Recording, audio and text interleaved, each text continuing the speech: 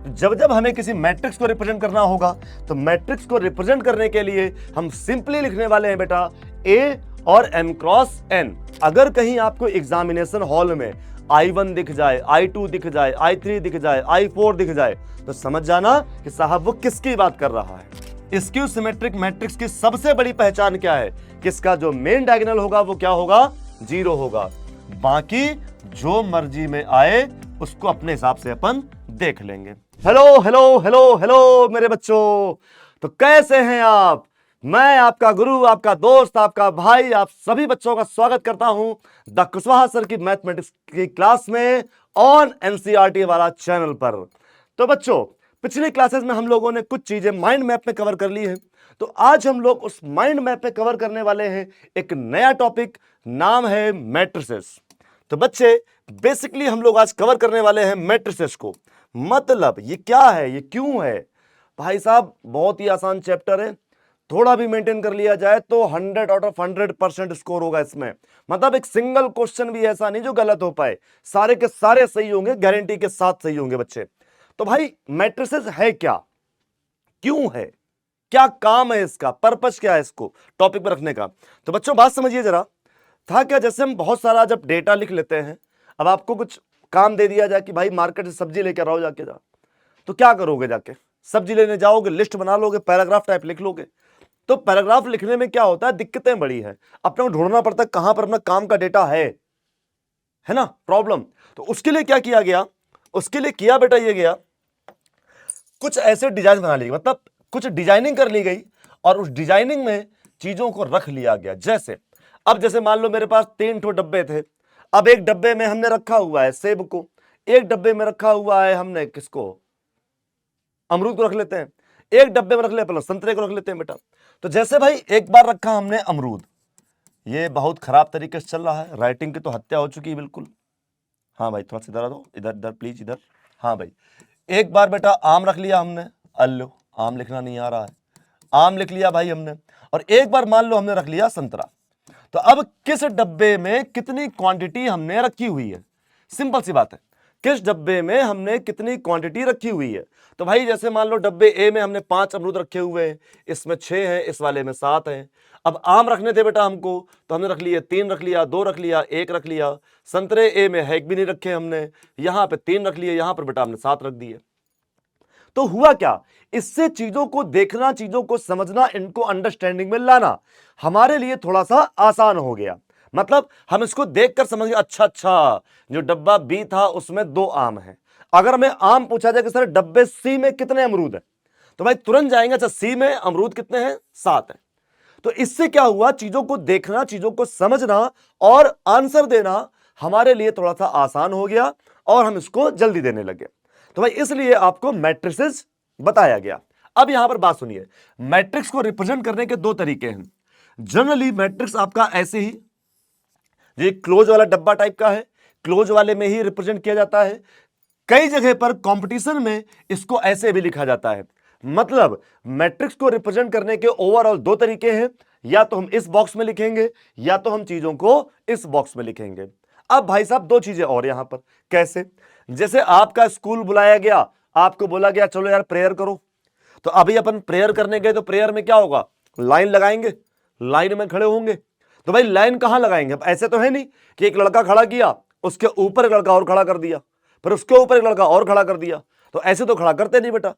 एक लड़का खड़ा होगा, उसके पीछे दूसरा होगा, उसके पीछे क्या होगा, तीसरा होगा। तो अपन ने क्या लगाई, लाइन लगाई। लाइन कैसे लगती है, जमीन पर। तो बेसिकली जितनी भी अपनी ये पड़ी हुई लाइनें हैं, ये पड़ी हुई लाइनें, तो ये जितना भी ये पड़ी हुई है बेटा, इनको बोला गया बेटा रो। जितनी भी हमारी पड़ी हुई लाइनें इनको बोला गया रो। तो हम कह सकते हैं the horizontal presentations are called row. जितना भी ये क्षैतिज प्रेजेंटेशन है वो सारा का सारा क्या कहा जाएगा, रो, यानी कि पंक्तियां। उसके बाद बेटा जो ये ऊपर से नीचे देखें हम, वर्टिकल, ऐसे ऐसे ऐसे ऐसे, मतलब क्या हुआ, मतलब ये मतलब ये हुआ कि अरे यार एक ये मान लो एक फोन था, एक फोन रखा ऐसे करके, इसके ऊपर एक फोन और रख दिया, इसके ऊपर कुछ मिल गया हमने, एक हमने उठाकर ये और रख दिया। तो हम ऐसे एक के ऊपर एक के ऊपर एक रखते चले गए, तो ये प्रेजेंटेशन क्या हुआ बेटा, ये प्रेजेंटेशन हो गया हमारा वर्टिकल। तो ये वर्टिकल प्रेजेंटेशन को हमने क्या नाम दिया बेटा, इनको हमने नाम दिया कॉलम्स का। हमने कहा कि भाई ये जो है वो कॉलम है, जो ऊपर से नीचे है वो कॉलम है, जो ऐसे पड़े हुए हैं वो सारी की सारी क्या है बेटा, पंक्तियां हैं, रो है, और जो खड़े हुए हैं बेटा ये क्या है, कॉलम है, और ये स्तंभ है। तो भाई मैट्रिक्स में चीजों को इस तरीके से बताया गया। अब हुआ क्या इसके बाद में, सर इसके बाद में कहानी ये हुई कि सर जैसे ही हमने कोई मैट्रिक्स लिखी, अब मान के चलते हैं हमने इस मैट्रिक्स में कुछ इस तरीके से एलिमेंट चिपका दिए बेटा, मन आया तो हमने ये एलिमेंट ऐसे करके चिपका दिए। अब यहां पर आपसे कहा जाए कि सर इसमें कितनी लाइनें हैं और कितने खंबे गाड़ रखे हैं आपने, कितनी लाइनें हैं, कितने खंबे आपने स्टेबलाइज कर रखे हैं बेटा, तो लाइंस कितनी है, 1 2 3 और 4, और बेटे पोल कितने हैं, 1 2 और 3, तो कुल मिलाकर लाइंस कितनी है, 4, पोल्स कितने हैं, 3। तो बच्चे इसको रिप्रेजेंट करने का तरीका हुआ, हमने लिखा 4x3। क्या किया, हमने लिखा इसको 4x3, मतलब 4 पंक्तियां 3 स्तंभ। क्या हुआ बेटा, ये हुआ आपके रो और ये हो गई कॉलम। तो इस वाली मैट्रिक्स में कितनी रो हुई, 4, और कितने स्तंभ हुए, 3। तो ये हो गया बेटा रो और कॉलम का प्रेजेंटेशन। आप समझिएगा, जब इसी चीज को स्टाइल मार के रिप्रेजेंट करते हैं बेटा, तो एक मैट्रिक्स को हमेशा रिप्रेजेंट किया जाता है कैपिटल लेटर से। अब यहां पर हमने लिखा कैपिटल ऑफ ए और बाहर लिख दिया m×n। जब जब हमें किसी मैट्रिक्स को रिप्रेजेंट करना होगा, तो मैट्रिक्स को रिप्रेजेंट करने के लिए हम सिंपली लिखने वाले हैं बेटा a और m×n। तो जो ये डब्बा ए है ये बताएगा मैट्रिक्स के बारे में, m और n बताएंगी रो और कॉलम के बारे में। ये हो गया बेटे हमारा जनरलाइज प्रेजेंटेशन किसी भी मैट्रिक्स का। अब जो ये अंदर, ये जो जनता अंदर लिखी हुई है बेटा, ये जनता कौन है, तो सर ये जो जनता अंदर लिखी हुई है ना, इनको कई जगह पर मेंबर्स कहा गया, कई जगह पर एलिमेंट कहा गया, बहुत सारी चीजें कही गई। जनरल लैंग्वेज क्या है बेटा, कि ये सारे के सारे हमारे एलिमेंट हैं, सारे के सारे हमारे अवयव हैं। अब अवयवों को कैसे रिप्रेजेंट करेंगे बेटा, तो अवयव को रिप्रेजेंट करेंगे छोटी वाली एबीसीडी से। क्या करेंगे, अवयव को रिप्रेजेंट करेंगे छोटी वाली एबीसीडी से, और यहां पर लिखेंगे आई जे। क्या लिखेंगे बेटा, आई जे। आई जे मतलब आई किसको बताएगा, आई भी बताएगा हमारी रो को, और जे बताएगा बेटे हमारे कॉलम को। मतलब कौन सी रो और कौन से कॉलम का एलिमेंट है, that is called simply A I J. मतलब कौन सी रो और कौन सी कॉलम का एलिमेंट है, that is simply called A I J. मतलब तो जब हम लोग एलिमेंट को रिप्रेजेंट करेंगे तो स्मॉल लेटर्स, मैट्रिक्स को रिप्रेजेंट करेंगे तो कैपिटल लेटर वाली और डब्बे के अंदर, यहां पर m×n और यहां पर आई और जे। अब जैसे मान लो इसी वाली में कोई कह दे कि जरा हमको बताओ 823 की वैल्यू क्या होगी, कोई हमसे कह दे कि चलो बताओ जरा 823 की वैल्यू क्या होगी, तो सर 23 कौन है यार, सर इसमें 23 कौन है, तो 23 का मतलब रो कौन सी होगी बेटा, रो कौन सी होगी, सेकंड, और कॉलम कौन सा होगा बेटे, कॉलम हो जाएगा थर्ड। तो कुल मिलाकर यह बोलने का मतलब यह हुआ कि आपसे सेकंड रो और थर्ड कॉलम का एलिमेंट पूछा गया है। क्या हुआ इसका मतलब, कि आपसे सेकंड रो और थर्ड कॉलम का एलिमेंट पूछा गया है बेटा। तो कहां है भाई सेकंड रो, ये रही हमारी सेकंड रो, ये हो गई हमारी बेटा second row. Third column, column क्या हुआ बेटा, ये हो गया हमारा कॉलम। तो भाई हमने क्या कर लिया, सेकंड रो थर्ड कॉलम को देख लिया। तो यहां पर कौन सा एलिमेंट डब्बे के अंदर है, कौन सा एलिमेंट डब्बे के अंदर है बेटा, तो कौन है, 7। तो साहब इसकी वैल्यू कितनी हो गई, 7। तो कई बार आपसे एग्जाम में ऐसी चीजें पूछ ली जाती हैं, कई बार आपसे एग्जाम में ऐसे ही चीजें पूछ ली जाती हैं। मान लीजिए यही वाला क्वेश्चन आपको दिया होता और यहां पर कह देता कि काम करिए A31 A32 प्लस में A41 की वैल्यू बताइए।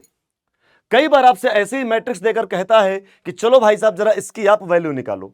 तो करना धरना कुछ नहीं है बच्चे, अपने आप को A31 मतलब थर्ड रो फर्स्ट कॉलम 3 हुआ, A32 third row second column यानी कि 2 हुआ, प्लस A41 फोर्थ रो और फर्स्ट कॉलम यानी कि 6 हुआ। तो बेटा ये हुआ 6 प्लस 6, तो कुल मिलाकर इसकी वैल्यू क्या निकल आई, 12। कुल मिलाकर बच्चे इसकी वैल्यू क्या निकल आई, 12। तो ये होता है आइडेंटिफिकेशन कि सर मैट्रिक्स को पहचानते कैसे हैं। मैट्रिक्स को पहचानना है ये रहा, एलिमेंट को पहचानना है तो भाई साहब ये रहा। अच्छा अब यहां पर एक बात को जरा और समझ लेते हैं। कई बार क्वेश्चंस ऐसे ही मिलते हैं, क्वेश्चंस कई बार ऐसे ही मिलते हैं। आपसे कहा जाएगा कि जो ए आई जे है बेटा, जो ए आई जे है वो है बेटा, मान लो हमने दे दिया 2i माइनस जे, हमने कहा ए आई जे रिप्रेजेंट करेगा 2i माइनस जे को, तो फिर आपको वैल्यू बतानी है, तो फिर आपको वैल्यू बतानी है एक मैट्रिक्स की, तो फिर आपको एक वैल्यू बतानी है बेटा मैट्रिक्स की। और हमने लिख दिया कि चलो भाई जरा A3 क्रॉस 2 की वैल्यू बताओ। इसका मतलब क्या हुआ कि आपको एलिमेंट दे दिया है कि सर हम एलिमेंट को ऐसे लिखेंगे। अब हमसे कहा गया कि चलो भाई जरा इसको लिख के बताओ, इसका आंसर बताओ, मतलब फॉर्मेशन ऑफ अ मैट्रिक्स। कुल मिलाकर मैट्रिक्स की फॉर्मेशन कैसे करी जाती है, यहां पर इस चीज की बात चल रही है बेटा। चलो भाई वेरी सिंपल यार, काम कर लेते हैं। सर कितना कितना क्या क्या मैटर है इसमें? सर 3 रो है और 2 कॉलम है, मतलब अपने को क्या क्या चाहिए? सिंपल बात, अपने को क्या क्या चाहिए बेटा? तो अपने को पहली रो पहला कॉलम चाहिए, अपने को पहली रो दूसरा कॉलम चाहिए। सोच के देखो भैया, कॉलम कितने होने हैं? 2, यानी कि 2 के ऊपर सेकंड वाला एलिमेंट 2 के ऊपर अपन रखेंगे नहीं, और फर्स्ट वाले में 3 के ऊपर नहीं रखेंगे। तो साहब क्या हुआ, पहले 1 लिया तो 1 1 1 2 हो गया। अगली बार क्या किया? अगली बार सर हमने इसमें कहां लिख दिया जाके, इसको जरा रुक जाओ जरा, क्या ये चल रहा है? हाँ भाई चल रहा है, आ जाओ तुम यहाँ ऊपर ऊपर आ जाओ, ऊपर ऊपर ऊपर। तो इस बार हुआ, फिर क्या किया हमने? सेकंड रो ले ली हमने, तो भाई फर्स्ट कॉलम और ये सेकंड कॉलम। फिर हमने क्या किया? थर्ड रो ले ली, तो फर्स्ट कॉलम और ये हो गया सेकंड कॉलम। भाई समझिएगा जरा, 3 2 था तो आपको लास्ट में वैल्यू किसकी देखनी है? 3 2 की। तो अपने को सारी वैल्यू निकालनी है और अपना आंसर मिल जाएगा, मैट्रिक्स की फॉर्मेशन हो जाएगी बेटा। तो 1 1 मतलब आई की वैल्यू भी 1 और जे की वैल्यू भी 1, तो बेटा 2 × 1 - 1 यानी कितना हो गया? 1 हो गया। अगली बार आई की वैल्यू 1 है बेटा, तो 2 × 1 और जे की वैल्यू 2 है -2, ये कितना हो गया? 0 हो गया बेटा। अगली बार 8 2 1, तो बेटे यहां पर आई की वैल्यू कितनी है? 2 है, और बेटा जे की वैल्यू कितनी है? ये 1 है। क्यों भैया? जे की वैल्यू कितनी है? 1 है, तो 2 2 जा 4, 4 - 1 3। आई की वैल्यू भी 2 है और जे की वैल्यू भी 2 है बेटा, तो 4 - 2 2 हो गया। अगली बार बेटे इसी में आई की वैल्यू कितनी है? 3 है, और जे की वैल्यू कितनी है? 1 है, मतलब ये 5 हो गया। अगली बार आई की वैल्यू 3 है और जे की वैल्यू 2 है बेटा, तो ये 6 - 2 यानी कि 4 हो गया। सारे एलिमेंट निकल आए। सर कैसे रखे जाएंगे ये? साहब कैसे रखे जाएंगे ये? तो भाई क्या क्या है? A11 है, A12 है, A21 है, A22 है, A31 है, और यहां पर A32 है। उठाकर सारी वैल्यू रख दो, निकल आया भाई आंसर। तो भैया A11 कितना? 1, बगल वाला 0, फिर A21 3, बगल वाला 2, अगला बेटा 5, बगल वाला 4। ये लो भाई आपकी 3 क्रॉस 2 की मैट्रिक्स फॉर्म हो गई। तो ये वे होता है किसी भी मैट्रिक्स की फॉर्मेशन का, कि हम लोग आखिरकार मैट्रिक्स की फॉर्मेशन किस तरीके से करने वाले हैं। ओके, इसके बाद में अब यहां पर कुछ और भी स्टाइलें हमारी आती हैं। स्टाइलें कौन कौन सी आती हैं सर, इसके बारे में चर्चा कर लेते हैं जरा। स्टाइलें कौन कौन सी आती है, चर्चा कर लेते हैं। तो सर सुनिएगा जरा, अब यहां पर जैसे हम लोग बात करें, यहां पर जैसे हम लोग आपसे बात करें और कहते हैं भैया टाइप ऑफ मैट्रिक्स, मैट्रिक्स के टाइप कितने हैं बेटा? Very simple, type of matrix. तो सर कौन कौन से टाइप आ रहे हैं इसमें, देखो जरा। सबसे पहले अपन ने क्या देखा सर? जीरो। सबसे पहले अपन ने क्या देखा सर? जीरो मैट्रिक्स ले लो। अगली बार हमने क्या? रो मैट्रिक्स ले लो। अगली बार हमने कहा कि सर एक काम करो जरा, कॉलम मैट्रिक्स ले लो। अगली बार कहा गया सर एक काम करो जरा, स्क्वायर मैट्रिक्स ले लो। अब सर स्क्वायर मैट्रिक्स, तो साहब सबसे इंपॉर्टेंट है आपकी स्क्वायर मैट्रिक्स, क्योंकि जितने भी क्वेश्चन, जितने भी एप्लीकेशन, जितने भी वेरिएबल बन रहे हैं, जितने भी वेरिएशन बन रहे हैं बेटा, वो सारे के सारे कहां से बन रहे हैं? स्क्वायर मैट्रिक्स से बन रहे हैं। तो आइए जरा, जीरो मतलब वेरी सिंपल, आपको कोई भी मैट्रिक्स दिया जाए, कोई भी मैट्रिक्स दिया जाए, किसी भी तरीके का मैट्रिक्स दिया जाए, उसके सारे के सारे एलिमेंट क्या होने चाहिए? जीरो। अगर सारे के सारे एलिमेंट जीरो हैं तो हम क्या बोलेंगे? Zero matrix. Sir row matrix क्या होगी? सर रो मैट्रिक्स ऐसी मैट्रिक्स होती है जिसमें केवल एक रो होती है। रो मैट्रिक्स एक ऐसी मैट्रिक्स होती है बेटा जिसमें केवल एक रो होती है। आप एक बात समझो जरा, कोई भी मैट्रिक्स है, हमने m क्रॉस n कहा है बेटा, तो मैट्रिक्स के केस में m और n सेम भी हो सकता है, m n से ज्यादा भी हो सकता है, और mn से कम भी हो सकता है, मतलब मैट्रिक्स किसी भी ऑर्डर की हो सकती है। और जो ये mn ऐसे करके लिखे हुए हैं m क्रॉस n, ये क्या है बच्चे, ये है आपका ऑर्डर ऑफ मैट्रिक्स। क्या है भाई, ये है ऑर्डर ऑफ मैट्रिक्स। अब यहां ध्यान दीजिए बेटा, एक ही रो है बेटा, तो इसको क्या लिखोगे, 1 क्रॉस 2 वाली। इसे क्या बोलेंगे, 1 क्रॉस 4 वाली। तो रो मैट्रिक्स के केस में हम ये कह सकते हैं कि सर रो मैट्रिक्स के केस में m की वैल्यू कितनी होगी, 1। सर रो मैट्रिक्स के केस में m की वैल्यू कितनी होगी भाई साहब, 1 होगी। अगला सर कॉलम मैट्रिक्स, यहां का भी सिंपल सीन समझ में आ गया होगा भाई। कॉलम मैट्रिक्स मतलब एक ऐसी मैट्रिक्स जिसमें केवल एक ही कॉलम है, एक ऐसी मैट्रिक्स जिसमें केवल एक ही कॉलम है बेटा। देखो ना, एक ही कॉलम, सिंगल कॉलम। तो भाई रो कितनी है, 1 2 3, 3 रो 1 कॉलम। इसमें कितनी है, 1 2 3 4 5, तो 5 रो 1 कॉलम। तो कुल मिलाकर कॉलम मैट्रिक्स में क्या होगा बेटा, कॉलम मैट्रिक्स में n की वैल्यू 1 होगी। कॉलम मैट्रिक्स में स्टाइल मारेंगे तो n की वैल्यू क्या होगी भाई, n की वैल्यू हो जाएगी 1। ठीक है, अब सुनो, अगर हमें स्टाइल ही मारना होता तो जरा बताना, हम कॉलम मैट्रिक्स के बारे में ऐसे बोल सकते हैं कि matrix m cross n is a column matrix if and only if n equal to 1। बताओ ना, अगर हमें स्टाइल मारनी होती तो ऐसे मार सकते हैं कि नहीं, बुक्स में चीजें ऐसे लिख दी जाती है कई बार। तो बेटे होता क्या है, ये वाली मैट्रिक्स कॉलम मैट्रिक्स कहलाएगी, कब कही जाएगी बेटा, जब n की वैल्यू 1 होगी। क्या होगी, जब n की वैल्यू 1 होगी, खत्म बात। जब n की वैल्यू 1 होगी तो अपन ऐसे बोल देंगे। सर स्क्वायर मैट्रिक्स क्या है, स्क्वायर मैट्रिक्स का सिनेरियो ये है बेटा, कोई भी मैट्रिक्स आपको दिया जाए, कोई भी मैट्रिक्स आपको दिया जाए, ये अगर m क्रॉस n वाली है बेटा, तो स्क्वायर मैट्रिक्स का सीन ये है कि जितनी भी हमारी m इक्वल टू n वाली मैट्रिक्स होंगी, मतलब वो मैट्रिक्स जिसमें रो और कॉलम दोनों कैसे होंगे, सेम होंगे। वो मैट्रिक्स जिसमें रो और कॉलम दोनों ही क्या होंगे, सेम होंगे। स्क्वायर हम जानते होंगे बेटा, होता है ना स्क्वायर एक डिजाइन होता है बेटा। क्यों भैया, स्क्वायर डिजाइन होता है, स्क्वायर में क्या होता है बेटा, स्क्वायर की कहानी कैसी है, अरे यार स्क्वायर तो वही होता है ना इसका लेंथ और ब्रेड्थ सेम हो। तो सर रो और कॉलम सेम हो गया, मतलब जितनी रो उतने कॉलम, तो अपन क्या बोल देंगे कि सर ये एक स्क्वायर मैट्रिक्स है। अब इसको स्टाइल कैसे मार के लिखोगे, तो स्टाइल मार कैसे लिखोगे, matrix of A with order m cross n will be a square matrix, will a square matrix if and only if m equal to n। मतलब ये वाली मैट्रिक्स एक स्क्वायर मैट्रिक्स होगी, केवल और केवल तब होगी जब m और n कैसे होंगे, सेम होंगे। जब m और n सेम होंगे। तो भाई ये है स्टैंडर्ड प्रेजेंटेशन कि मैट्रिक्स को स्टैंडर्ड तरीके से किस तरीके से प्रेजेंट किया जाता है, आसान रास्ता और थोड़ा सा टेक्निकल रास्ता। तो सर स्क्वायर की कहानी क्या है, अब देखिए सर, जो हमारी ये स्क्वायर मैट्रिक्स है, इस स्क्वायर मैट्रिक्स के अंदर ही काफी चीजें होती हैं। कौन कौन सी, सबसे पहले सर कौन कौन सी, सबसे पहले डायगोनल मैट्रिक्स, सबसे पहले बेटा डायगोनल मैट्रिक्स, इसके बाद स्केलर मैट्रिक्स, इसके बाद आइडेंटिटी मैट्रिक्स। समझ गए भाई, इसके बाद आइडेंटिटी मैट्रिक्स। सर मतलब ऐसे लहरता हुआ लाइन थोड़ा सा उड़ गया है इधर उधर, ए भैया सीधे चले जाओ। आइडेंटिटी के बाद लाइक आपसे बात की जाए ट्रायंगुलर मैट्रिक्स की, तो सर ट्रायंगुलर भी इसी के अंदर है।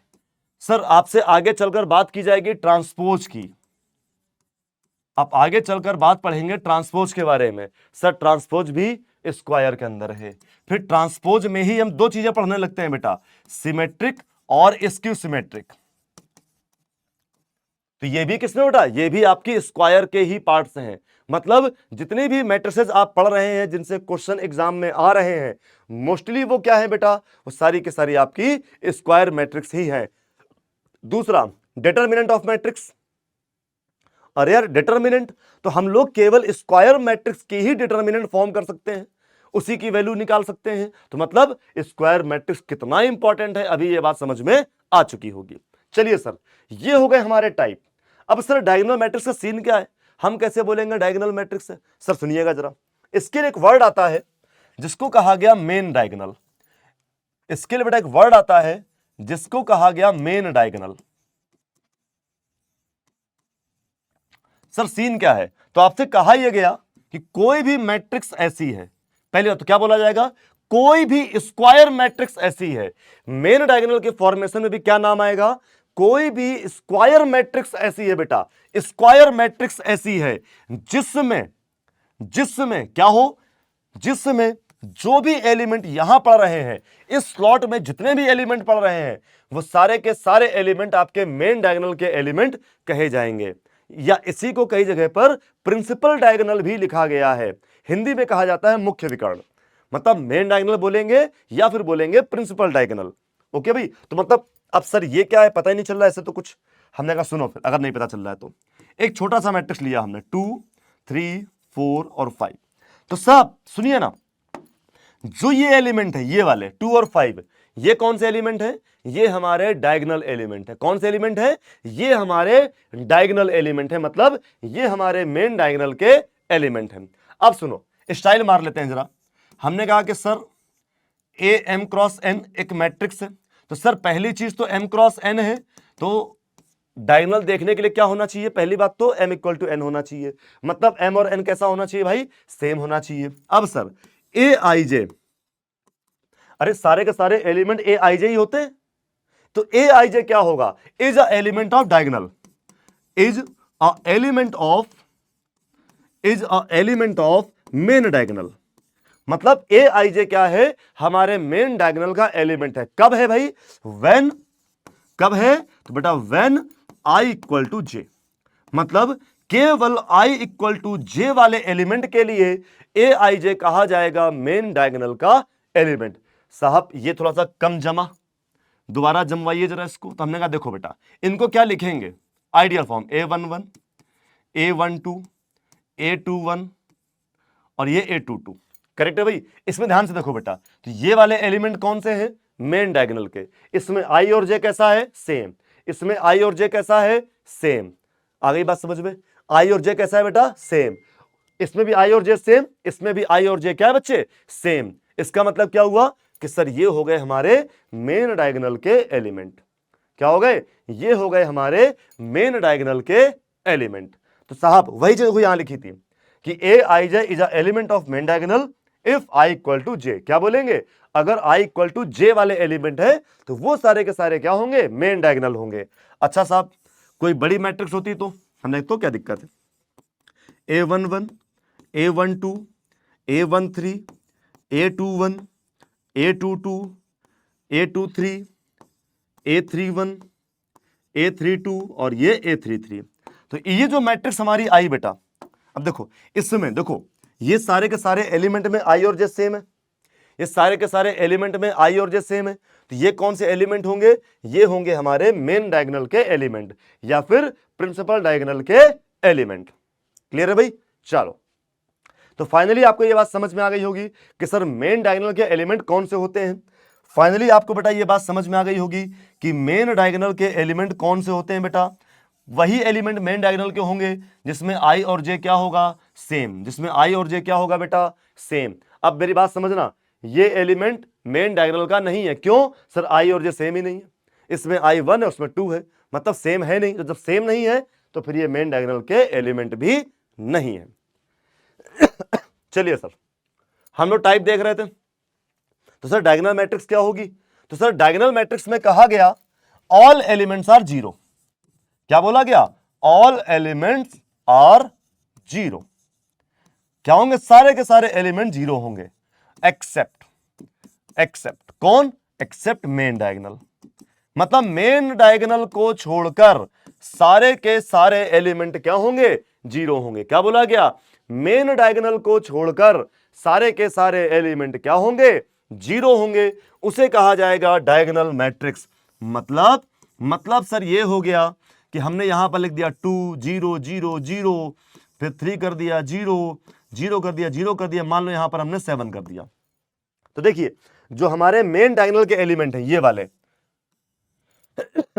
उनको छोड़कर बाकी सब क्या है, उनको छोड़कर सर बाकी सब क्या है, बाकी सब के सब जीरो हैं।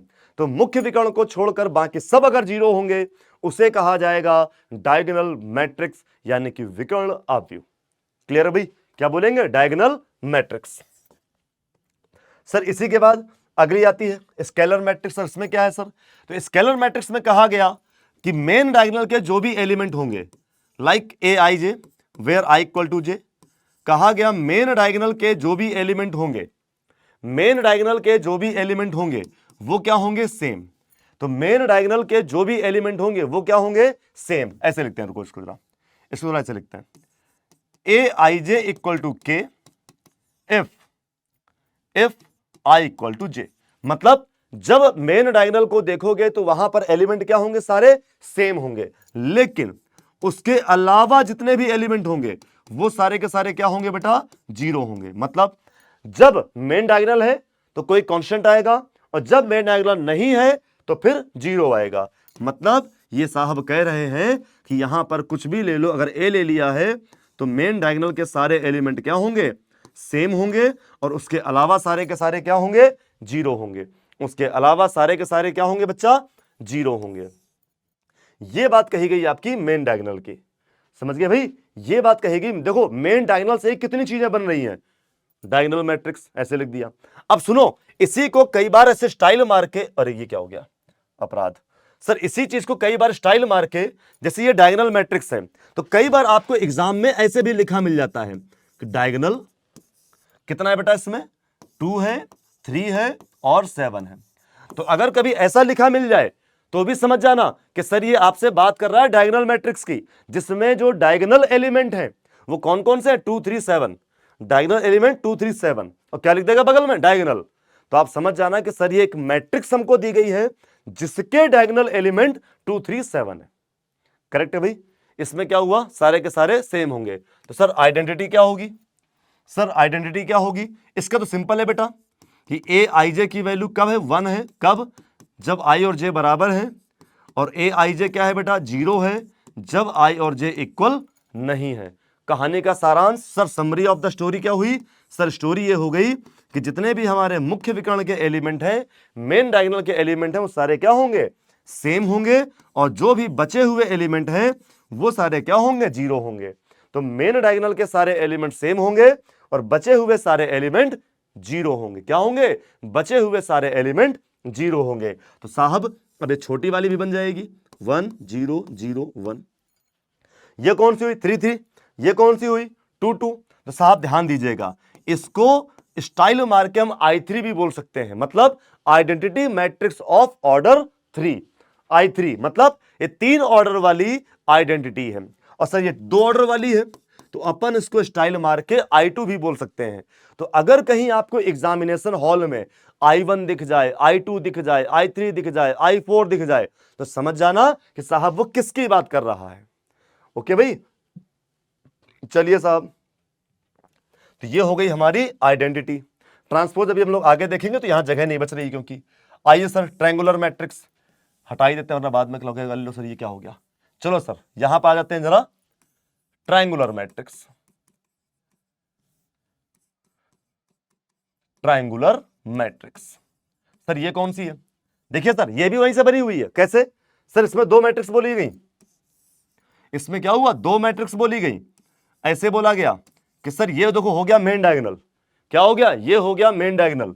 अब या तो उसके ऊपर के एलिमेंट, क्या हो बेटा? या तो उसके ऊपर के एलिमेंट सारे जीरो हो जाए, या फिर नीचे के सारे एलिमेंट जीरो हो जाए। ध्यान से देखो बेटा, अब इसमें नीचे के सारे एलिमेंट जीरो हो गए हैं।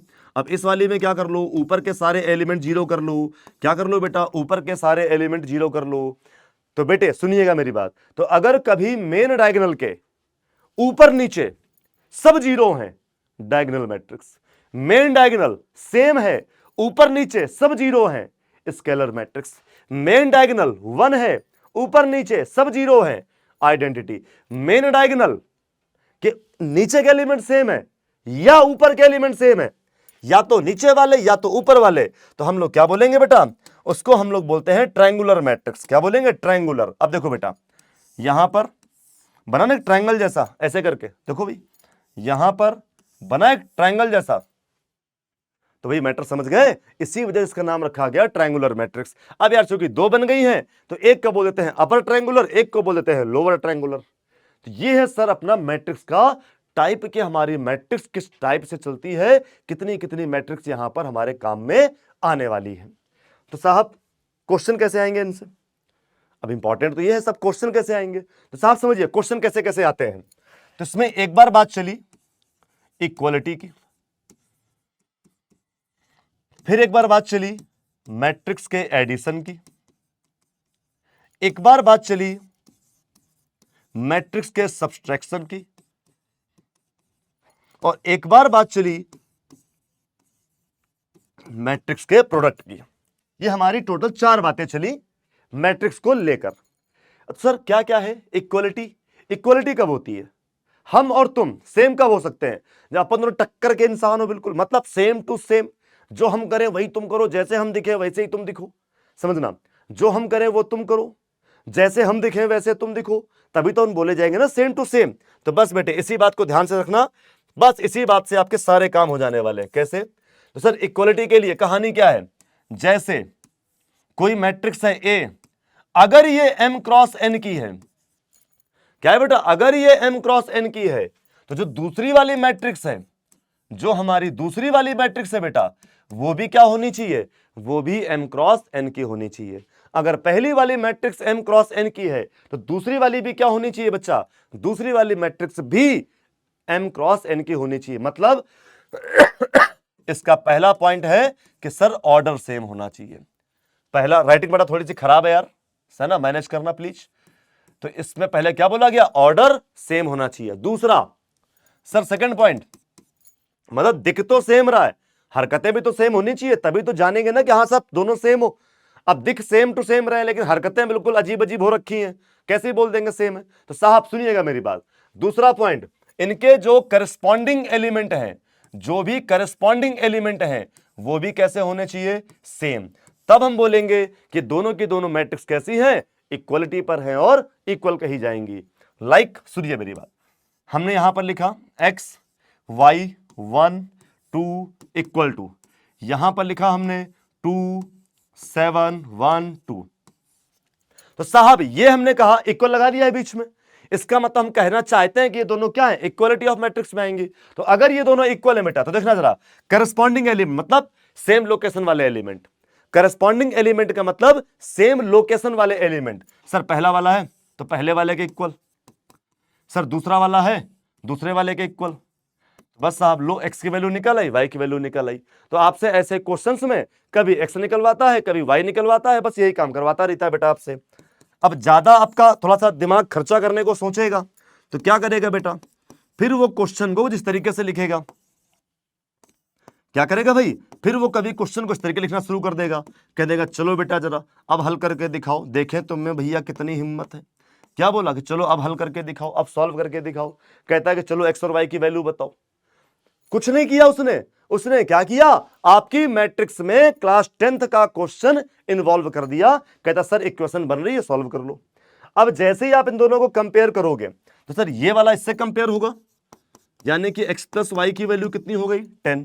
सर दूसरा वाला यानी कि x माइनस वाई किससे कंपेयर होगा, तो x माइनस वाई कंपेयर होगा सर इससे 4 से, होगा ना सर। देखो दो इक्वेशन बन गई 1 2, तो प्रोसेस कहता है कि सर इक्वेशन नंबर 1 और 2 को सॉल्व करके x और y की वैल्यू निकाल लो। सर जब सॉल्व करेंगे तो इस टाइप की इक्वेशन को सॉल्व करने का बेसिक फॉर्मेट क्या है सर, स्टाइल वाला फॉर्मेट क्या है सर, एक बार जोड़ के आधा कर दो, एक बार घटा के आधा कर दो, मतलब एक बार ऐड करके हाफ कर दो, एक बार सब्ट्रैक्ट करके हाफ कर दो, ऐड करके हाफ कर दो, सब्ट्रैक्ट करके हाफ कर दो। सर ऐड करेंगे तो 10 और 4 14, 14 का हाफ करेंगे तो 7, तो x की वैल्यू हो गई 7। सर y सब्ट्रैक्ट करके आधा कर दो बेटा, 10 में से 4 गया कितना हुआ 6, तो बस बेटा 6 का हाफ कर दो, क्या कर दो सर 6 का हाफ कर दो, तो आपकी y की वैल्यू कितनी हो गई बेटा 3, आपकी y की वैल्यू कितनी हो गई 3, वर्क डन, काम हो गया। क्या बेटा, वर्क डन, काम हो गया। तो साहब इक्वालिटी ऑफ मैट्रिक्स में कुछ इस तरीके के कारनामे होते हैं, कुछ इस तरीके से हमारे क्वेश्चन आते हैं, कहा जाता है कि सर दो ठो मैट्रिक्स हैं, इक्वल इक्वल कर दिया है, सॉल्व कर लो। ठीक है भाई, चलिए इसके बाद सर एडिशन सब्ट्रैक्शन। सर देखो ऐड करने का भी सिंपल सीन है, अगर आपको ऐड करना है या फिर आपको सब्ट्रैक्ट करना है, समझना दोनों चीजें। ऐड करना है या सब्ट्रैक्ट करना है? तो सर सबसे इंपॉर्टेंट चीज क्या है? सबसे इंपॉर्टेंट चीज है कि इनके जो ऑर्डर हैं वो कैसे होने चाहिए? सेम। सबसे इंपॉर्टेंट चीज क्या बेटा? इनके ऑर्डर कैसे होने चाहिए बेटा? सेम। अब स्टाइल मारने की इच्छा अगर मेरे मन में आएगी तो फिर हम ऐसे लिखाएंगे, हम कहेंगे देखो सर एक मैट्रिक्स है ए, ठीक है भाई, क्या बोली गई? एक मैट्रिक्स बोली गई ए एम क्रॉस एन की। तो सर एक अगर आपको ऐड करना है तो दूसरी वाली मैट्रिक्स जो बी है, पहली बात तो वो भी क्या होनी चाहिए? एम क्रॉस एन की होनी चाहिए। क्या होनी चाहिए बेटा? एम क्रॉस एन की होनी चाहिए। अच्छा सर इस वाली का एलिमेंट क्या होगा?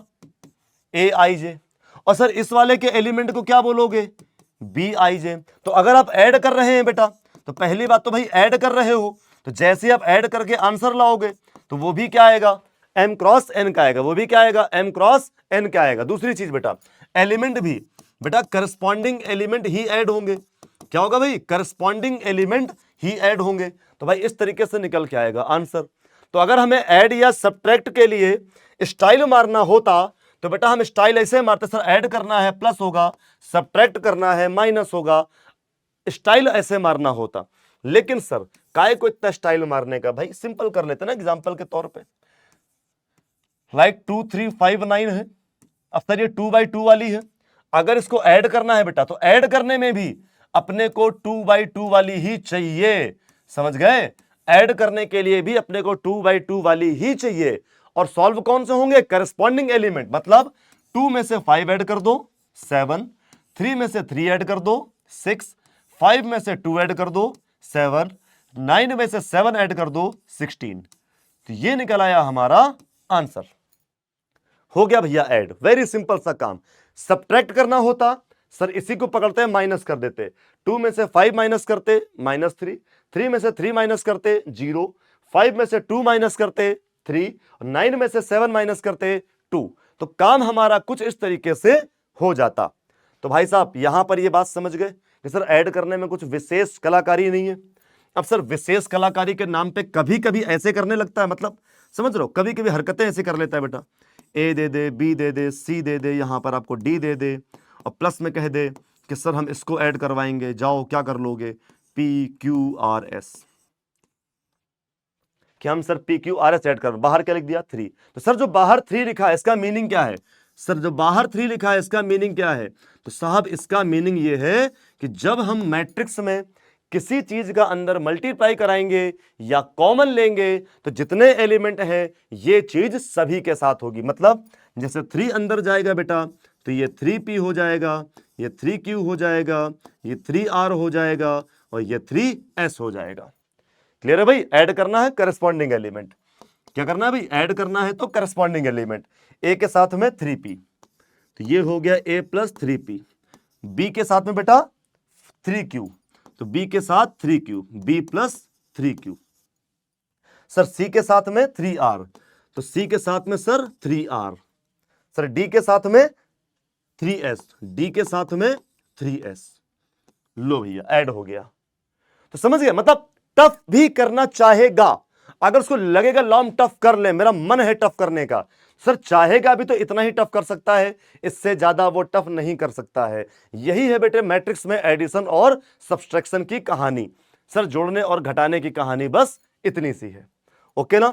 इसके बाद बात आती है बेटे मल्टीप्लिकेशन की। इसके बाद बच्चे बात आती है मल्टीप्लिकेशन की। सर सुनिएगा, सबसे पहला क्वेश्चन मल्टीप्लिकेशन कब होगा? सबसे पहला क्वेश्चन यही है कि मल्टीप्लिकेशन कब होगा। सबसे पहला क्वेश्चन कब होगा, और जब हम मालूम कर लेंगे हाँ ठीक है अब होगा, तो अगला क्वेश्चन कैसे होगा। मल्टीप्लिकेशन को लेकर हमारे दिमाग में 2 क्वेश्चन आने चाहिए। पहला कब होगा, और अगर होगा तो कैसे होगा। 2 चीजें। तो साहब सुनिएगा, सबसे पहले क्वेश्चन का आंसर लेते हैं। सबसे पहले क्वेश्चन का आंसर लेते हैं, सुनिएगा मेरी बात। जैसे आपसे कोई मैट्रिक्स बोली गई ए, और हम कह दें ये m क्रॉस n की है। क्या कह दें बच्चा? ये m क्रॉस n की है। तो अगर इसका मल्टीप्लाई किसी दूसरी मैट्रिक्स में करना है तो ये मल्टीप्लाई पॉसिबल तब होगा जब दूसरी वाली मैट्रिक्स में, ध्यान देना, जब दूसरी वाली मैट्रिक्स में पहली का कॉलम और दूसरी का रो क्या होना चाहिए बेटा, सेम होना चाहिए।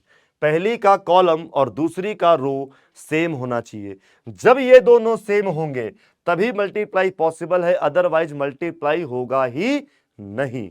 तो भैया सुन लो जरा, साहब जरा इसको सुन लेते हैं थोड़ा सा। सर आंसर क्या आएगा? अच्छा चलो ठीक है, कर लेंगे मल्टीप्लाई। आंसर क्या आएगा? सर ए बी का मल्टीप्लाई क्या आ जाएगा? अच्छा ये दोनों सेम सेम है, जब सेम सेम है घूमने चले जाएंगे बेटा, तो बचेगा कौन? यहां से बचेगा m और यहां से बचेगा k। तो जब हम मल्टीप्लाई की बात करेंगे बेटा, तो मल्टीप्लाई केवल और केवल तब पॉसिबल है, मल्टीप्लाई बच्चा केवल और केवल तब पॉसिबल है जब पहली का कॉलम और दूसरी का रो सेम होगा। और आंसर में क्या आएगा? आंसर में आएगा पहली का रो दूसरी का कॉलम।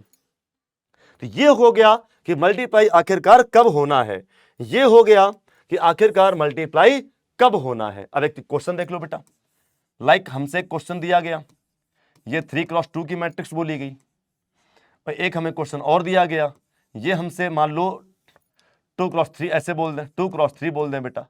अब हम पूछे सर मल्टीप्लाई होगा कि नहीं होगा, हम पूछे सर कि मल्टीप्लाई होगा कि नहीं होगा। भाई सोच लो, इसका कॉलम इसका रो कैसा है? सेम। पहली वाली का कॉलम दूसरी का रो कैसा है? सेम।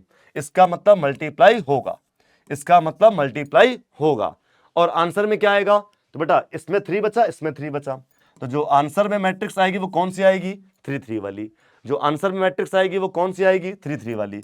दूसरा, मान लो मल्टीप्लाई ऐसे है, मान लो क्वेश्चन और दिया गया अपने को, इसमें कहा गया कि सर एक मैट्रिक्स है हमारी 2x3 वाली, और एक मैट्रिक्स हमें और बोल दी गई बेटा, एक हमको मैट्रिक्स बोल दी गई 2x2 वाली। अब हम पूछेंगे बताओ सर मल्टीप्लाई क्या होगा, करके बताओ जरा। तो सर 3 2 क्या ये दोनों सेम है? पहली का कॉलम दूसरी का रो सेम है क्या? आपने कहा नहीं सर सेम तो नहीं है। तो अगर सेम नहीं है तो क्या इनका मल्टीप्लाई होगा? तो आप कहोगे नहीं सर, इनका मल्टीप्लाई पॉसिबल ही नहीं होगा। तो इन क्वेश्चंस का मल्टीप्लाई पॉसिबल ही नहीं होगा। क्लियरिटी मिल गया कि सर कब मल्टीप्लाई हो पाएगा और कब मल्टीप्लाई नहीं हो पाएगा, कब ऐसी पॉसिबिलिटी है कि मल्टीप्लाई होगा और कब ऐसी पॉसिबिलिटी है कि मल्टीप्लाई नहीं होगा। ठीक है भाई, चलो। तो सर एक क्वेश्चन का जवाब मिल गया कब होगा, अगले क्वेश्चन का जवाब कैसे होगा। तो सुनिए, अगले क्वेश्चन का जवाब सर कैसे होगा, तो बहुत सिंपल सी बात है बेटा। छोटा एग्जांपल पहले, छोटा एग्जांपल रे, क्यों नहीं बन रहा है एक बार में। यहां लिखा हमने ABCD, ठीक है भी, इसका मल्टीप्लाई। अब ये 2x2 वाली है बेटा, तो हम यहां पर 2 बाई कुछ भी रखे, चलो हमने यहां पर रख ली 2/3 वाली, 1 2 3 4 5 6 रख दी 2/3 वाली। करेक्ट है भाई, इनका मल्टीप्लाई करना है। तो साहब इसका कॉलम इसका रो कैसा है? सेम है, इसका मतलब मल्टीप्लाई होगा। तो सर इतनी देर से हम लोग पढ़ रहे हैं, कर तो रो कॉलम ही रहे हैं, इसका मतलब जो मल्टीप्लाई होंगे वो भी हमेशा किसमें होते हैं? रो टू कॉलम। मल्टीप्लाई किसमें होते हैं बेटा? हमेशा रो से लेकर कॉलम में। तो बस भाई बात खत्म हो गई। तो भाई पहली का रो पकड़ लो, क्या कर लो? पहली का रो पकड़ लो और बारी बारी से कॉलम पकड़ लो। क्या कर लो? बारी बारी से कॉलम पकड़ लो। आओ सर शुरू हो जाता है। तो ए बी, तो ए का 1 में और फिर बी का 4 में प्लस बी का 4 में, इसमें हो गया। अब इस वाले का बगल वाले में, समझ रहा? अब इसमें बगल वाले में बेटा इसमें करो। तो सर ए का 2 में, अरे डायरेक्ट कर लेते हैं ऐसे करके। सर ए का इसमें तो ए हो गया, बी का 4 में 4b हो गया। अब इसका इसमें हो रहा है, तो ए का 2 में 2a हो गया, बी का 5 में 5b। अब अगला सर इसमें, तो सर ए का 3 में 3a हो गया, बी का 6 में 6b हो गया। हो गया सर? देखो अगला, अब सर देखो जरा, अब क्या होगा? अब मल्टीप्लाई किसका होगा? अगले वाले को रो का। क्यों भाई? इस रो के तो सारे हो चुके, अब इस वाली रो का पकड़ो बेटा। तो किसमें? सबसे पहले वाले बेटा, तो देखना जरा, सी का 1 में सी, डी का 4 में 4d। अगली बार बेटा, अगली बार किसका बेटा?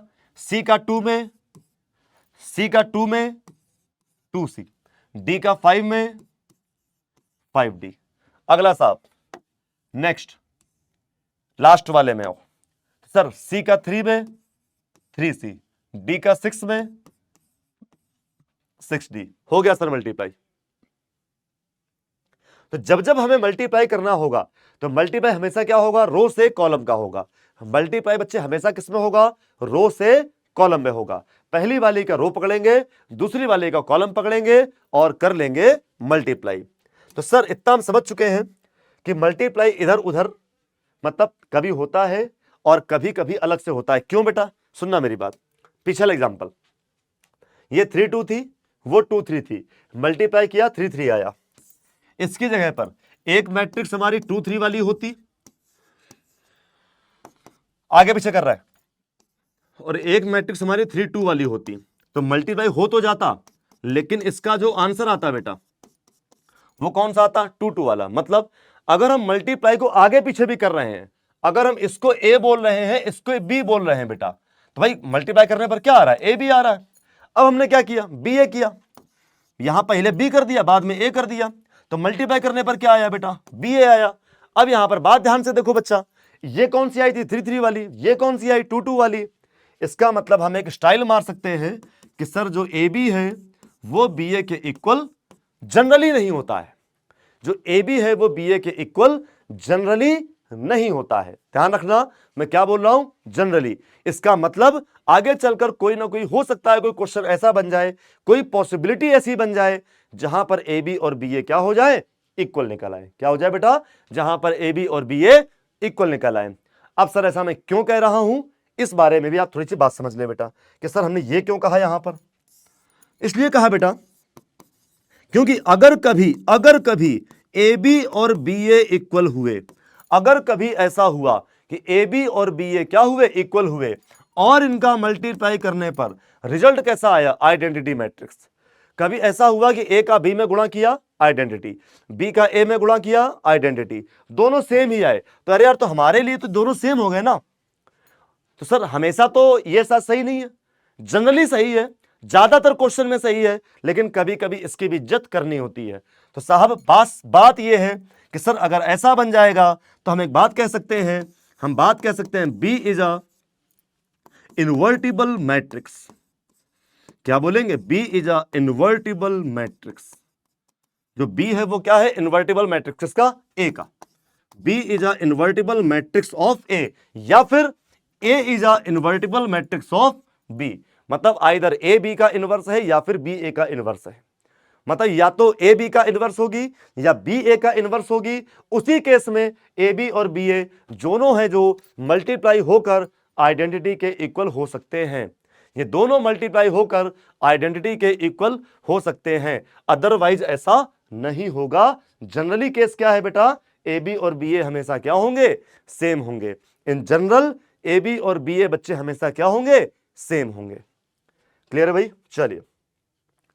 तो साहब इक्वलिटी, जोड़ना, घटाना, मल्टीप्लाई करना। मैट्रिक्स का इनवर्स आपको हम यहां पर नहीं सिखाएंगे, क्योंकि मैट्रिक्स का इनवर्स आपको हम यहां पर क्यों नहीं सिखाएंगे बच्चा, क्योंकि मैट्रिक्स का इनवर्स सिखाने के लिए हमें आपको सिखाना होगा adjoint of A. Adjoint of A सिखाने के लिए हम लोग देखेंगे माइनर्स, कोफैक्टर्स वगैरह, डिटरमिनेंट सॉल्व करना देखना होगा। क्यों साहब, क्योंकि जैसे ही अब ए इनवर्स की बात करते हैं बेटा, तो ए इनवर्स का फॉर्मूला क्या बन जाता है बेटा, तो ए इनवर्स का फॉर्मूला है adjoint of A upon determinant of A. और अभी डिटरमिनेंट नहीं पढ़ाया, तो भाई ये हम आपको सिखाएंगे डिटरमिनेंट्स वाले टॉपिक में। तो ए इनवर्स निकालना आपको सिखाएंगे बेटा डिटरमिनेंट वाले टॉपिक में, ये चीज वहां पर सिखाएंगे डिटरमिनेंट में। तो साहब अभी हमारे पास क्या बचा, अभी हमारे पास बचा ट्रांसपोज। क्या बचा बेटे, अभी हमारे पास बचा यहां पर transpose of a matrix. Sir transpose क्या होता है, कोई नहीं सर, ट्रांसफर करना है बस, मतलब पोज को ट्रांसफर करना है। कैसा पोज सर, जैसे हमें कोई मैट्रिक्स दिया गया A11, A12, A13, A21, A22, A23, उसके बाद में इसके बाद में बेटा A31, A32, A33,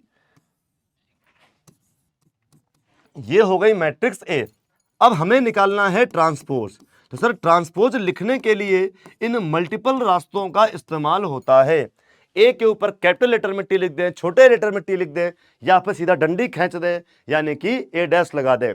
तो बच्चे अब मैटर क्या है बेटा, इस चीज को कहा गया ए ट्रांसपोज। तो सर ए ट्रांसपोज में करना क्या है, सर ए ट्रांसपोज में करना क्या है, सर ए ट्रांसपोज में करना यह है कि जो रो है उन्हें बना दिया जाए कॉलम, या जो कॉलम है उन्हें बना दिया जाए रो।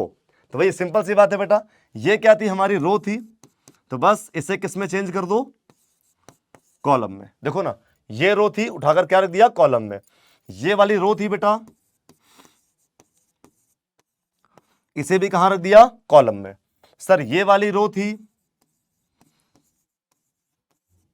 इसे भी कहां रख दिया हम लोगों ने, कॉलम में। तो भाई समझ गए, ट्रांसपोज का सिंपल सा मतलब यह है कि हमारे पास में जो भी मैट्रिक्स दी गई है, हम उसके रो और कॉलम क्या कर दें, इन्वर्ट कर दें। क्या कर दें, इन्वर्ट कर दें। सर ध्यान देना, ट्रांसपोज हमेशा किस में होगी, स्क्वायर मैट्रिक्स में। किस में होगी, स्क्वायर मैट्रिक्स में। ये ना कह देना कि सर ये 2/3 वाली है, इसका ट्रांसपोज बता दो, ठीक है, नहीं तो कुट जाओगे फालतू में। तो भैया बात समझ गए, क्या हुआ, ट्रांसपोज ऑफ मैट्रिक्स मतलब सिंपली रो को चेंज कर दो कॉलम में, या फिर सारे के सारे कॉलम को बना दो रो में। ओके, अब यहां पर आ जाते हैं हमारे दो नाम, कौन से, एक तो सिमेट्रिक और एक स्क्यू सिमेट्रिक। ये दो नाम आ जाते हैं। तो साहब आपसे कहा यह जाता है कि अगर कोई मैट्रिक्स है जो अपने ट्रांसपोज के सेम है, कोई मैट्रिक्स है जो क्या है, अपने ट्रांसपोज के सेम, मतलब आपने किसी मैट्रिक्स का ट्रांसपोज किया लेकिन मैट्रिक्स चेंज हुई ही नहीं। आपने किसी मैट्रिक्स का ट्रांसपोज किया लेकिन मैट्रिक्स में कोई चेंजेस आए ही नहीं, तो हम कहेंगे कि सर वो वाली मैट्रिक्स सिमेट्रिक है। दूसरा, आपने किसी मैट्रिक्स का ट्रांसपोज किया लेकिन ट्रांसपोज करने पर उस मैट्रिक्स का सिंबल चेंज हो गया। क्या हुआ, ट्रांसपोज करने पर उस मैट्रिक्स का सिंबल चेंज हो गया, तो हम कहेंगे कि सर वो वाली जो मैट्रिक्स है वो स्क्यू सिमेट्रिक है। कौन सी है, वो बेटा हमारी स्क्यू सिमेट्रिक है। एग्जांपल पे ध्यान दो बेटा, जैसे हम आपको सिमेट्रिक कहे, सोचिएगा, हमने एक मैट्रिक्स ए आपको दे दी, हमने लिखा 1 2 फिर 1 2, या ऐसे नहीं, हमने क्या किया बेटा, हमने लिखा ए बी बी सी ऐसे करके। अब जरा सोचना, अगर हम इसका ट्रांसपोज निकालें भी तो sir row A B, column B C, इन दोनों की शकल देखो सेम ही सेम है बेटा। इसका मतलब क्या हुआ, ए इक्वल टू ए डैश, इसका मतलब क्या हुआ, ए इक्वल टू ए डैश। कौन सी हो गई, सिमेट्रिक। कौन सी हो गई भाई, सिमेट्रिक।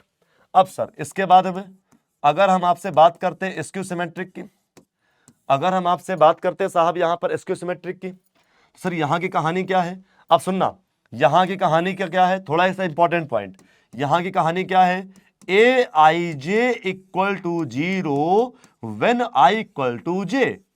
स्क्यू सिमेट्रिक की सबसे इंपॉर्टेंट बात ये रही, ए आई जे की वैल्यू 0 होगी व्हेन आई इक्वल टू जे। मतलब सर बताइए ना, ये बात आपको अपने आप से क्लिक करी कि नहीं करी, ये बात आपको अपने आप से क्लिक करी कि नहीं करी, कि अरे यार इसका मतलब तो ये हो गया, ये तो हम लोगों ने मेन डायगोनल पढ़ा था कि जब आई और जे सेम होंगे तो उस एलिमेंट को क्या बोलेंगे, मेन डायगोनल। यानी कि सर बात कर रहे हैं मेन डायगोनल की, और अब यहां पर क्या बोल रहे हैं कि स्क्यू सिमेट्रिक की सबसे बड़ी पहचान क्या है, किसका मुख्य विकर्ण क्या होगा, 0 होगा। स्क्यू सिमेट्रिक मैट्रिक्स की सबसे बड़ी पहचान क्या है, किसका जो मेन डायगोनल होगा वो क्या होगा, 0 होगा। बाकी जो मर्जी में आए उसको अपने हिसाब से अपन देख लेंगे, ठीक है भी, बाकी जो मर्जी में आए अपन उसको देख सकते हैं। सुनो भैया, ये बनाई हमने एक क्या, ये बनाई हमने यहां पर एक मैट्रिक्स। तो सर इसका जरा ट्रांसपोज निकालते हैं, देखते हैं क्या होता है, क्या होगा। सर रो था, कॉलम बनेगा 0 2 -3, ये रो था, कॉलम बनेगा तो -2 0 5, ये रो था, कॉलम बनेगा तो 3 -5 और 0। इन दोनों को ध्यान से देखो, सब कुछ सेम टू सेम है, केवल सिंबल बदले हुए हैं। 0 ठीक है, 2 -2 हो गया, -3 3 हो गया, माइनस वाला प्लस हो गया, 0 तो फर्क ही नहीं पड़ता, प्लस वाला माइनस, प्लस वाला माइनस, माइनस वाला प्लस। तो कुल मिलाकर ये जो लिखा हुआ है बेसिकली, अगर माइनस कॉमन ले लोगे तो भाई साहब यही मिल जाएगी। तो मतलब यहां पर क्या है, ए डैश इक्वल टू माइनस है। यहां पर क्या है बेटा, ए डैश इक्वल टू माइनस है। ये है सर आपके कुछ काम की चीजें। क्लियर है भैया, ये है हमारी कुछ काम की चीजें। ये है आपका मैट्रिक्स का वो पार्ट जिससे हमारे क्वेश्चन सॉल्व होते हैं, जिसको सॉल्व करके हमको आंसर लाना होता है। इतनी इंफॉर्मेशन अगर आप पकड़ के रखते हैं बेटा, तो इससे आपके सारे के सारे जो क्वेश्चंस हैं वो सॉल्व हो सकते हैं बेटा। अब बेटा चूंकि माइंड मैप है तो इसमें बहुत ज्यादा चीजें नहीं हो सकती हैं, फिर भी बेटा आपको मैं कुछ चीजें यहां पर जो लिखा पढ़ी वाली है वो मतलब बता देता हूं वैसे ही करके। ये क्या है, ये है sir multiplication of matrix. A and B two matrices such that number of columns A same as number of rows. ठीक समझ गए भाई, कि पहली वाले के कॉलम दूसरी वाले के रो से सेम होने चाहिए। पहली वाले के कॉलम दूसरी वाले के रो से सेम होने चाहिए। ये देखो सर, ए है एमपी, तो बी क्या है बेटा, पीएन। सर बी क्या है सर, पीएन है। सर ए बी क्या होगा, देखो ना, ए बी आया M cross N, A B आया ना बेटा एम क्रॉस एन, पहली वाली के रो और दूसरी वाली का कॉलम। समझ गया भाई। चलो अगली चीज सर, ये क्या है सर, मल्टीप्लिकेशन वाला फॉर्मेट है सर। देखो ना, रो का कॉलम से, रो का कॉलम से 58। कैसे भाई, देखो ना, 1 का 7 से हुआ, तुम नहीं आओगे यहां पे, गंदी बात। हाँ भाई, 1 का बेटा किससे हुआ, 7 से, प्लस 2 का किससे हुआ, 9 से, प्लस 3 का किससे हुआ, 11 से। सर सॉल्व कर लेना, 7, 18 और ये 33। आई होप सो ऐड कर लें 58। अच्छा लिखा तो था, क्या फालतू लिख दिया। चलो सर नेक्स्ट, एडिशन सिंपल बेटा। देखो एडिशन मैंने बता दिया आपको कि सर ए प्लस बी, अगर आप निकालने जाएंगे तो ए आई जे एम एन होना चाहिए, और यहां पर क्या होना चाहिए, एम क्रॉस एन, मतलब एम एन, दोनों में सेम ही आना चाहिए।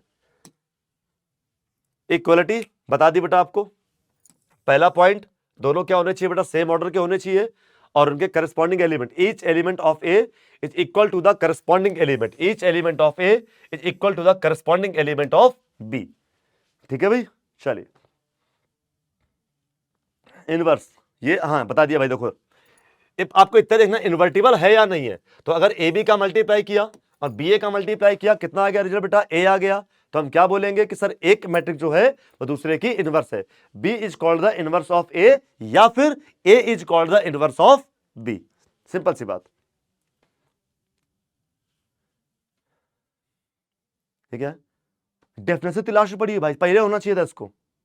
A matrix is defined collection of quantity like number symbols. भाई ये आपकी डेफिनेशन है, पहले पेज पे होना चाहिए था इसको, पेज ही पूरा सीक्वेंस हिला हुआ इधर उधर। चलो बेटा सर इसका ट्रांसपोज में, सर ट्रांसपोज ऑफ मैट्रिक्स आपको मैंने बता दिया sir. Transpose of matrix seen क्या है सर, एग्जांपल देखो देके रखा हुआ है कि सर ऐसे आप कर सकते हैं, लेकिन सिमेट्रिक स्क्वायर सिमेट्रिक हमेशा किस में आएंगे, स्क्वायर में ही आएंगे। सिमेट्रिक स्क्वायर सिमेट्रिक किस में आएंगे बेटा, स्क्वायर में ही आएंगे। ठीक है भाई, ट्रांसपोज के वेरियस केसेस हैं। ओके भाई, एग्जाम्पल के तौर पे। ओके चलिए, तो सर ट्रांसपोज क्या, बस घुमाना है। क्या करना है बेटा, घुमाना है। ट्रांसपोज मतलब घुमा देना है, ऐसे है ऐसे कर देना है, ट्रांसपोज हो गया। कैसा भी हो घुमा देना है। लेकिन हम लोग टॉपिक में क्या पढ़ रहे हैं, हम लोग टॉपिक में क्या पढ़ रहे हैं, केवल और केवल सिमेट्रिक और स्क्वायर सिमेट्रिक, इसीलिए उनका स्क्वायर मैट्रिक्स होना जरूरी है। सर कुछ हमारे पॉइंट है यहां पर, ये देख लो जरा, कि सर अगर आप ट्रांसपोज का ट्रांसपोज निकालोगे, यार सीधी सी बात है, 2 बार ट्रांसपोज करोगे, 2 बार घुमाओगे तो कहां जाएंगे, पहली जगह पर। 2 बार घुमाओगे कहां जाएंगे बेटा, पहली जगह पर।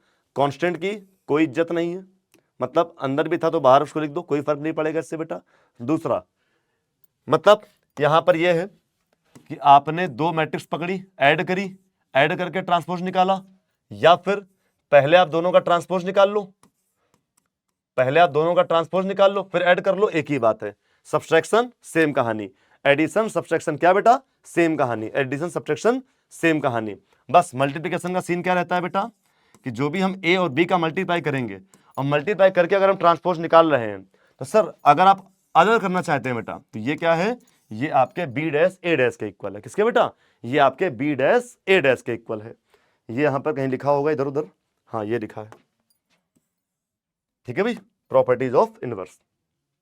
सर देखो A1 A2 A3 AN था, उल्टा ऑर्डर हो गया, बस क्या हो गया, ऑर्डर उल्टा हो गया और कुछ नहीं बेटा। अब देखो ये क्या है, TR मतलब ट्रांसपोज, क्या भी TR।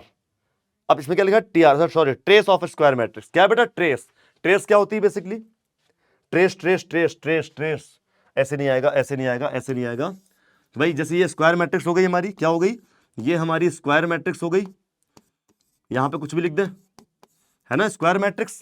तो स्क्वायर मैट्रिक्स में जो हमारा मेन डायगोनल होता है, तो हम लोग क्या करें, उस मेन डायगोनल को ऐड कर दें। क्या कर दें बेटा, मेन डायगोनल को ऐड कर दें।